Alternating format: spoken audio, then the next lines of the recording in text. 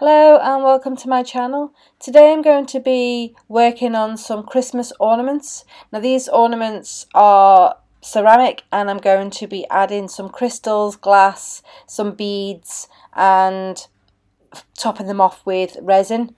So the first thing I want to do is I want to coat these ceramic ornaments with some gesso because they are bisque fired ornaments and they soak up the paint, so by adding some gesso it just gives it a little bit of a barrier before we add any resin or anything. So what I'm going to do is I'm going to do the base colour and just add the colour while it's still wet. So it was this point I've decided that the paintbrush was just leaving too many brush marks, so I've decided to use my fingers to paint these, so that way we've got a bit of a texture happening and the colour is not uniform and it's not obvious brush marks. Now I don't mind the texture and the messiness of this, but I just didn't want it to look too uniform. So I'm just going to go and add some extra gesso and some paint until I get the desired effect.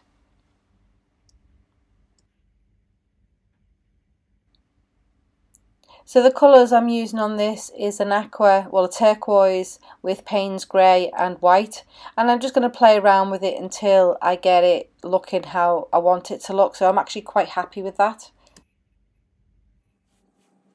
So now I'm just going to do the same to the rest of the ornaments, and I'm just experimenting with different ways of applying the paint. So I've got lighter at the bottom on this one and then darker on the top, and then I do the same for the others, whereas I'll just move the paint around until I get the desired effect. So for this one I'm doing the light bit at the top and then adding the darker colour to the bottom.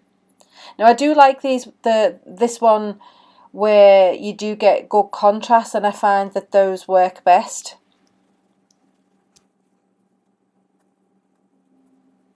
I also experimented with doing a circular motion and trying to get lighter to darker from the outside to the inside. I also put it on a small silicone mat thing to try and stop it from moving around, but that didn't work so well, so I ended up using some sellotape or some foam tape, double-sided foam tape, to stick it down so that it made it easier to push the paint around without it moving too much.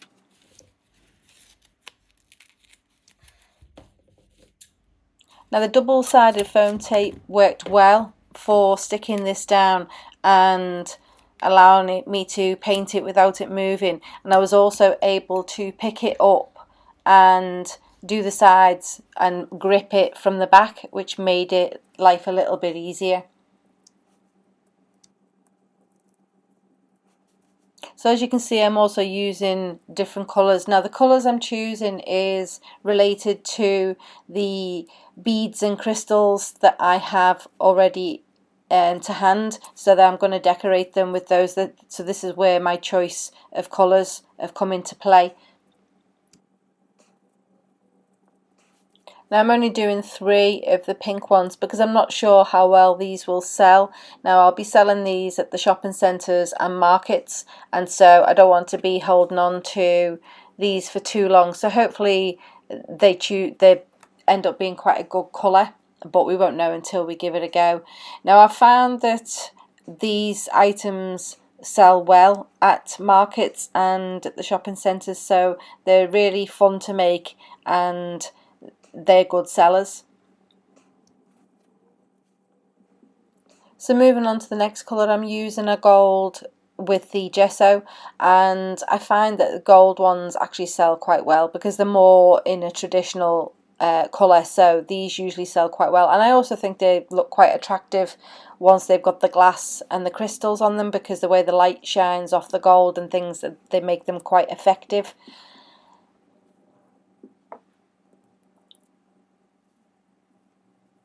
And I'm also going to do some with Payne's grey and gold because I like the contrast between the dark and the light of the gold. Now I'm not using a black because I feel that the black can be a little bit too stark, so but the Payne's grey just adds a little bit of warmth to the decoration. And I actually quite like this one, being sort of half and half and quite abstract, so I think that that one works quite well with the crystals and the glass.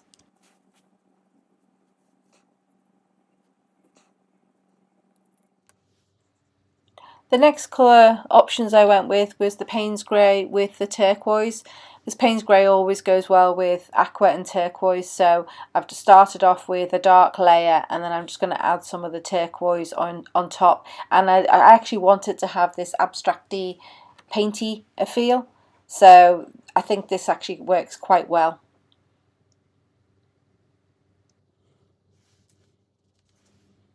So the next one I went with some silver and the gesso. I felt that this one didn't actually turn out as well as I had hoped it would, but when we put the crystals on it doesn't look too bad, but I think I would have preferred the gold rather than the silver.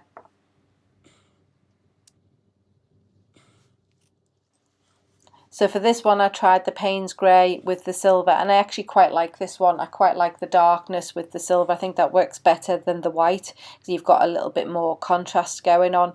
So it's just a case of just experimenting with these and seeing which one you prefer.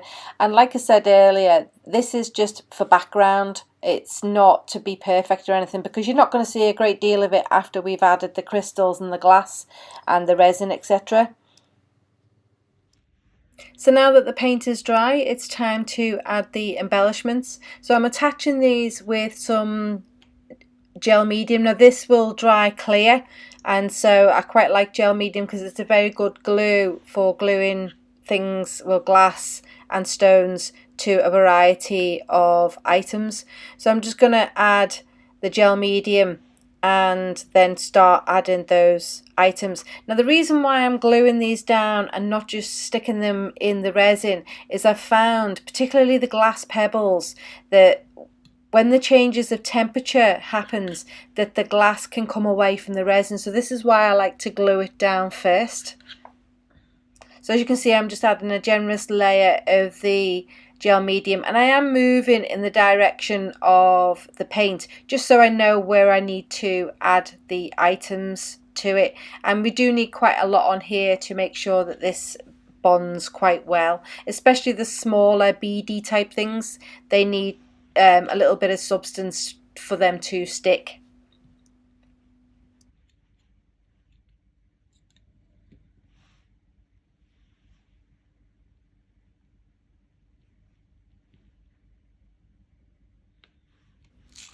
So I wanted to show you these little jar of gems and things that I bought off Temu. They've got a mixture of crystals, glass, beads in these, and they're actually quite nice for this kind of piece, because you've got a mixture of colours, so that each jar comes with a selection of colours. So we've got little blue and white and clear in this jar. Now I have some jars of other colours. That's why when I mentioned earlier about using different colour paints to match these jars of beads and stones. Now I found with doing things this way, you do need to add a generous amount of the beads, otherwise when the gel medium dries it looks a bit sparse and doesn't have the same wow factor. So you do need to make sure that you put plenty of this stuff into the gel medium, and this is why I'm adding more gel medium, is so that I can add more of those stones and things, so that when it dries we've got quite a good bit of texture. So for this one I thought I would use a large glass pebble.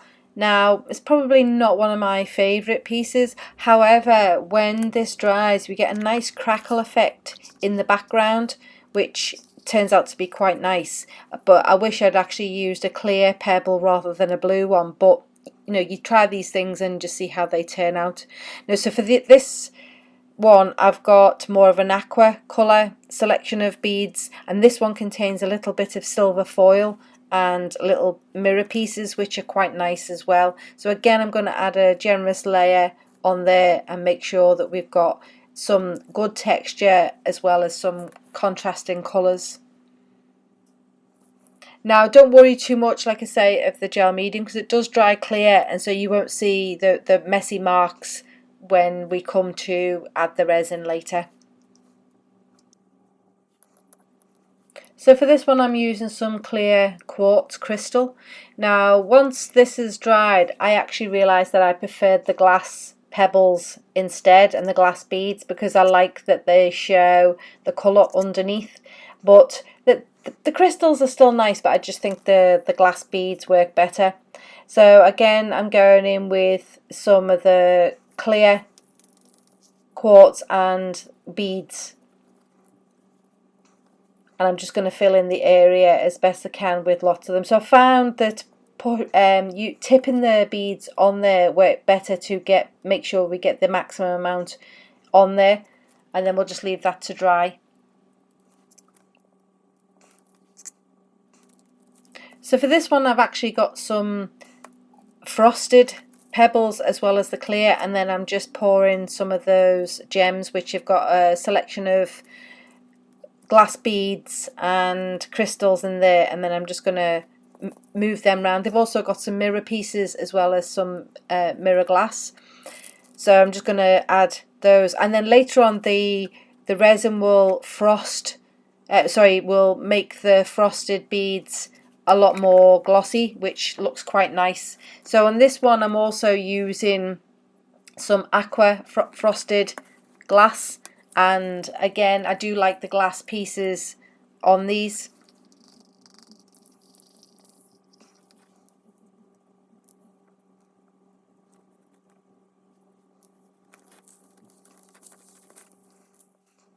So I'm just going to continue doing the same thing with all the rest of them. So judging by the colour that's on the back is how I select what beads and colourways I'm going to use on the top. Now I'm actually really liking this blue, these blue beads. I think they look really nice. This is one of my favourites.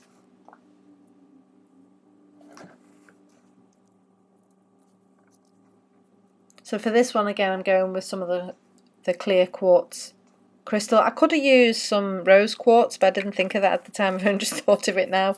But this jar does contain some rose quartz as well as some pink beads and some pink stones, so that's why I chose the pink background in the first place, and I actually quite like how these are turning out.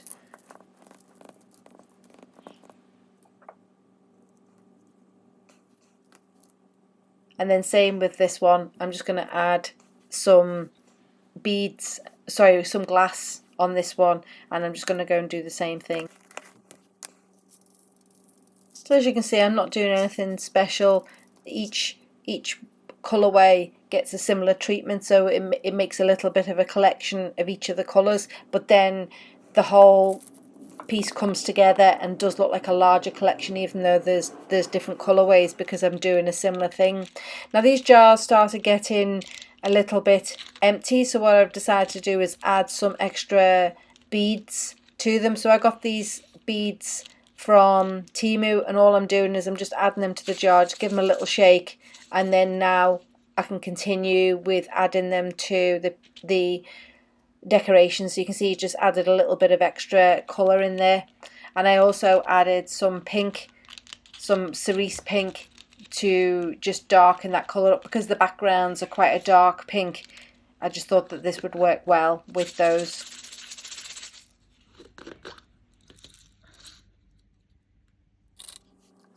So I just want to show you what those beads look like on this piece now. So I've added some clear quartz, and as you can see we've got some darker pink in there now as well as some of the gold, and I think that works well. And then that's what I do, is I just add some extra beads to the other jars when they're getting a little bit on the low side. Now this is getting a little bit samey, so that the same thing is happening to all of them. But I've decided to leave this footage in so that in case you wanted to see the designs for yourself, if it gives you some inspiration. If you're not interested, then just skip on to the next bit where I then move on to adding the resin. As you can see, the gold in those white pieces look quite nice, and so it works well with this gold decoration. It's padded the colour out, but it just adds a little bit extra to it. And I think it works quite well. These are one of my favourites, the gold and white ones. I quite like these ones. But then I do like gold, so that's probably got a lot to do with it.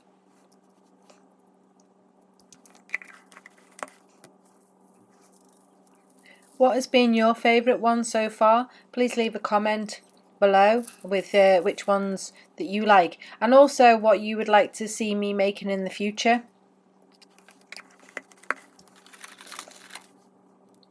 As always, I'll leave a link in the description below for the products that I've used, and if you can't get Temu in your country, I will also leave some Amazon links to I'll try and find some alternatives for you as well.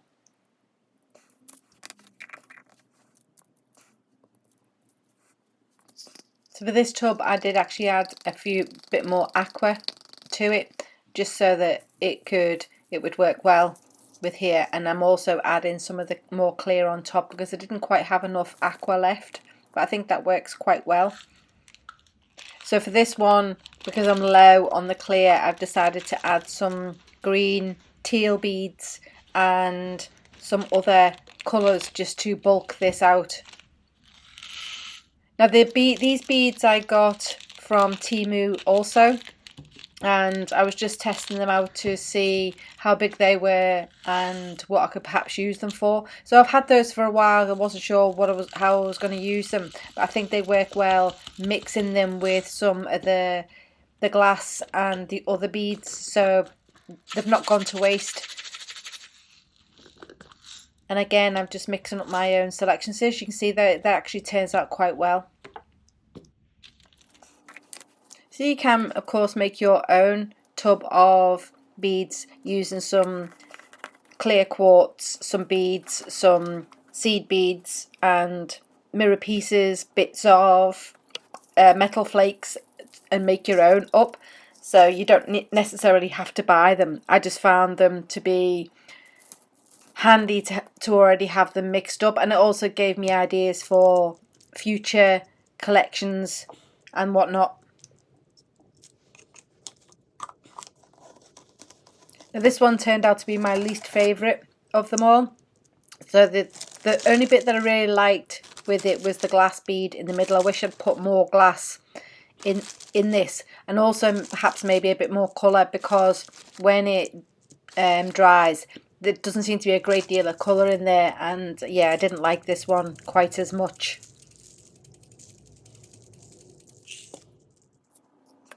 So for this one I opted for the clear quartz crystal, but I think I would have preferred to add some clear beads to this.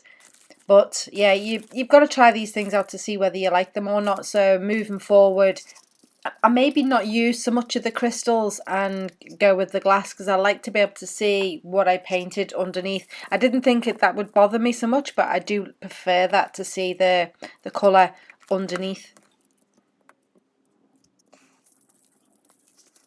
So I only made two with these colours, with the Payne's Grey and the gold, and I wasn't sure whether I was going to like them or not, but I do actually like them and how they turned out. So in the future I would do more with this colourway. But again, like I say, I prefer the glass beads or the stones on top, just so that when it dries you see that colour through the background. So I quite like that. So now that this is all dried, it's now time for the resin. So I've just mixed up 2 parts epoxy resin, a 1:1 ratio, and I'm just going to apply a small amount to the top, because I want to not only add a nice glossy finish, but I also want to make sure that the stones and the beads are embedded properly and we don't get anything falling off. So I'm just using a silicone brush to just push that resin around. Now you can use a UV resin. I thought about using UV resin, but I didn't have a lot in stock. But also UV resin works out to be much more expensive than 2-part epoxy. So, and because I'm going to be wanting to keep the cost down on these, because they're decorations, so there's a ceiling on how much you can actually charge for them, so I want to keep the price down, so that's why I'm using the epoxy. Now I'll go across and I'll do the same to each one, and then make sure that the resin does actually go right up to the edge. Now, as I mentioned, these are frosty beads, so when we add the resin over the top, you can see that it makes it glossy and it turns it more see-through. So I actually quite like doing that to the frosty ones. Now you can leave that frosty if you want, and apply the resin around the outside. Now what I'm going to do here, because I've mixed up the resin in a cup, so rather than just working on each one slowly and individually, what I'm going to do is I'm going to pour the resin onto each of them and then come back and spread it out, just so that it doesn't go off. Now that the resin is cured, I'm now going to embellish these a little bit further, because I want to pick out some of the texture. Because some of the stones and the glass are clear, you can't really see them that well, so I just want to add a little bit of extra dimension to it. So I'm just dry brushing some silver onto these, and then depending on what colour the ornament is will determine what colour I'm going to use, but I'm mainly using a metallic silver or gold. So this just helps to bring out the texture and just shows that off a little bit more. And also when the light hits it, it just adds an extra little bit of bling and sparkle to it. So as you can see, the gel medium in the background dried clear, so you can see the paint effect underneath, so I quite like that paint effect. And also behind the glass bead, you've actually got a nice crackle effect from the gel medium also, which I wasn't expecting. I didn't expect that to happen, so that's a nice happy accident. Now you see it a bit more on this bead when the light hits it in certain ways. You'll see some of that crackle effect in the background, which is quite good.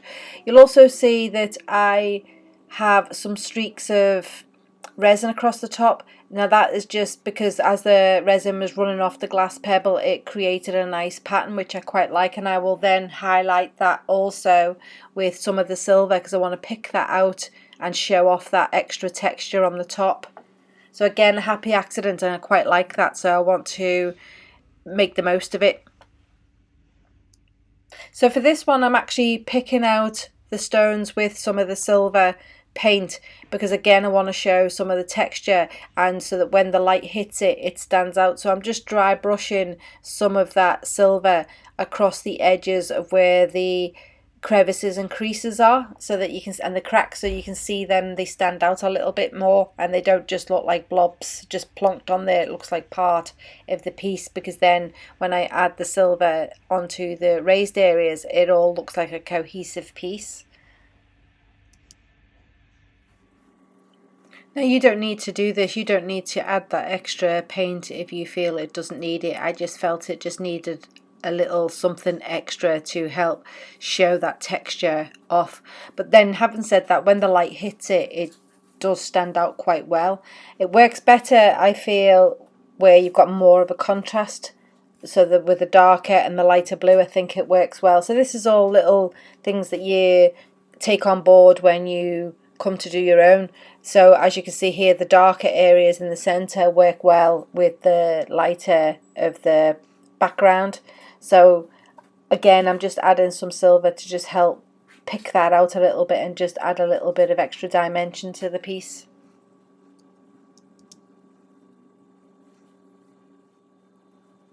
So far to date, I think the aquas and the gold ones are my favourite. In particular, the ones where we've got really good contrast. So this is one of my favourites, because we've got the clear glass bead as well as the aqua bead.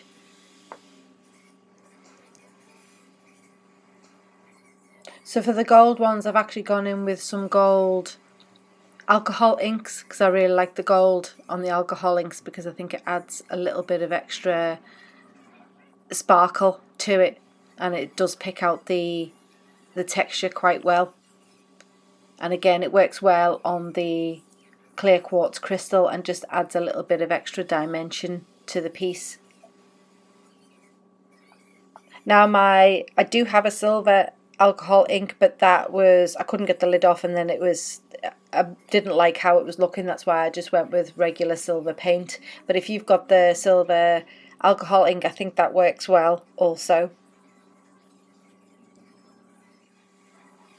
This too is also one of my favourites. So you can see the texture behind the beads where the gel medium is sort of crackled, and it's left quite a nice effect.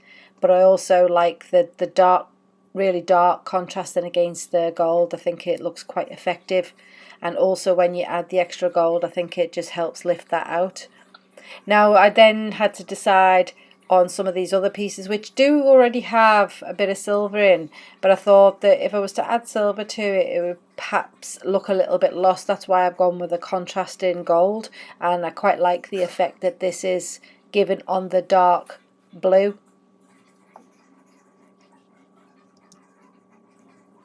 Whereas with this one, I actually think the silver works best, because I don't want to add more colour because I don't think it needs it, so the silver works well with this one. So the pink one, I think the gold works well. I think it adds a little bit extra. I think that if I was to use silver again with this one, it would look a little bit lost. That's why I've gone with the gold. Now I often get asked how I pick the colours. So there's a number of ways that I could do that. I can choose the colours based on what I already have in stock. So for instance, I chose the pinks and the aquas and that because of the beads and those little jars of mixed beads I had, so I use those as the basis. But then I look at it and see what it's missing. So for instance, this one would look a little bit too bland without the gold, so that's why I've gone with adding the gold, and it just helps to bring out the other colours that's in there. Now if a colour doesn't work, you can either wipe it off or go over the top with another colour once it's dry. So it's not set in stone. You're well within your rights to choose another colour. And then if you choose one on one and then you think, oh, I don't like that, then when you do your next one, you can learn from your mistakes. And sometimes your mistakes can prove to be happy accidents, and that you'll discover something that you perhaps hadn't thought would work before.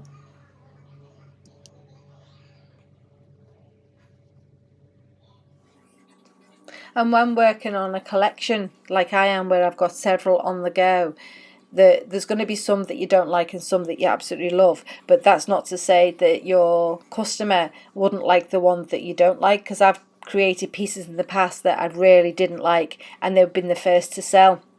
So it's not up to me to decide what the customer's going to like. I just go with the flow and just work in a manner that I think is going to work. And like I say, sometimes it works and sometimes it doesn't. But that's fine. You learn from these mistakes. And then when you do something and it sells really quickly, the one you don't like, then you learn to go, well, actually, I need to get out of my own head and try not to decide what is going to work. But when you do find out what's working, do more of the same. If it's working, don't try and fix something that's not broken. So yeah, so if that's working for you, then continue to do the same. So like I say, these gold ones are my favourite. I really do like how they've turned out.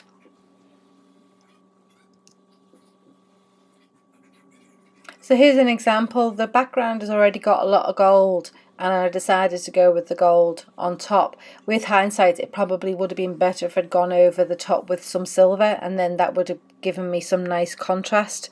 I may well go back and change that colour. I'll sit with it for a bit and then decide later.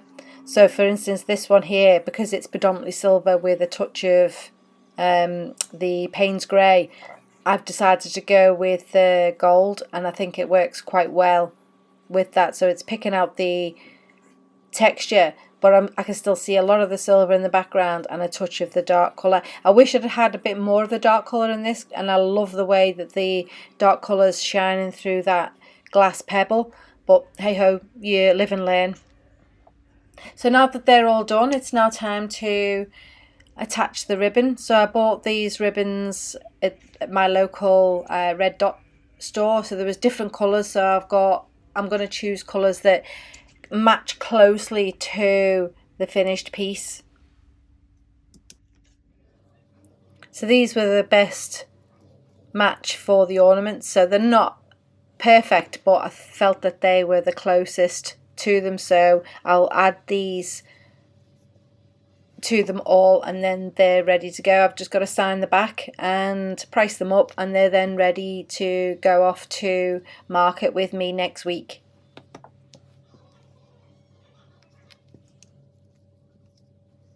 As always, I hope you enjoyed this video and it's given you some inspiration for your own decorations. If so, I'd love to hear in the comments below, and please give this a thumbs up if you do. So until next time, bye for now.